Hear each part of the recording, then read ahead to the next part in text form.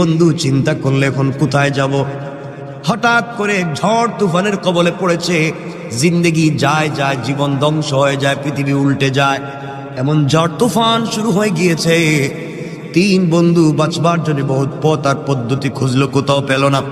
শেষ পর্যন্ত তিন বন্ধু মিলে পাহাড়ের উপরে একটা বিশাল গর্তের ভিতরে প্রবেশ করেছে।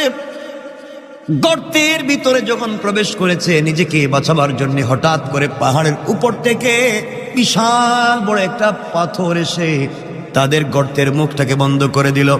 রাত কাটিয়ে দিয়েছে, ঝড় তুফান থেমে গিয়েছে। তারা যখন বের হবে, পৃথিবীর সঙ্গে তাদের কানেক্টিংটা ফেল হয়ে গিয়েছে, কানেকশন হয় না।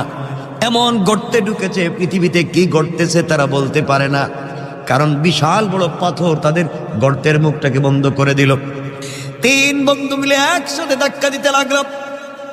প্রত্যেকটা মানুষের শরীরের লোম কূপের গুড়া থেকে ঘাম বের হয়ে গিয়েছে, কিন্তু সরিষার দানা পরিমাণ ওই পাথরটাকে নড়ানো যায় নাই। আল্লাহ রব্বুল ইজ্জত ওয়াল জালালের পরীক্ষা তাদের জন্য মুত্তাসিল হয়ে গেল। রব এইভাবে মানুষের দিলের পরীক্ষা নিয়ে থাকে। আমার বন্ধুগণ তিনজন মিলে পরামর্শ করলো, আর বাঁচা যাবে না। দীর্ঘক্ষণ চলে গেল, মরে যাবার মতো উপক্রম, পানিও নাই, খাবারও নাই, দম বন্ধ হয়ে যায়, অক্সিজেন নাই। তিন বন্ধু মিলে চোখের পানি ছেড়ে কান্না করে গভীর রজনীতে সেজদায় পড়ে গর্তের ভিতরে আল্লাহ কি ডাক দিয়ে বলেছে, আল্লাহ, জিন্দেগিতে অপরাধের শেষ নাই, এমন কোন অপরাধ করি নাই যা তোমার কাছে জানা নাই। রব, সব তো আমরা করছি, কিন্তু বিপদে পড়ে দেখছি এখন তো আমার সন্তানও আমাকে বাঁচাতে পারবে না, স্ত্রী, মা, বাবা, আত্মীয় স্বজন কেউ বাঁচাতে পারবে না। এই গর্তের ভিতরে আমাদের খবর পৃথিবীর কোনো মানুষ জানে না, একমাত্র তুমি ছাড়া।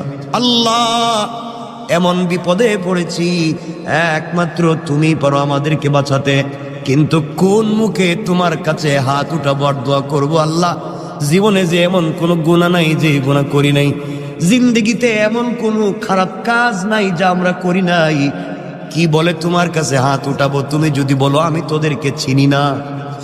রব, এই অপমান থেকে, কবর থেকে, গর্ত থেকে কে বাঁচাবে?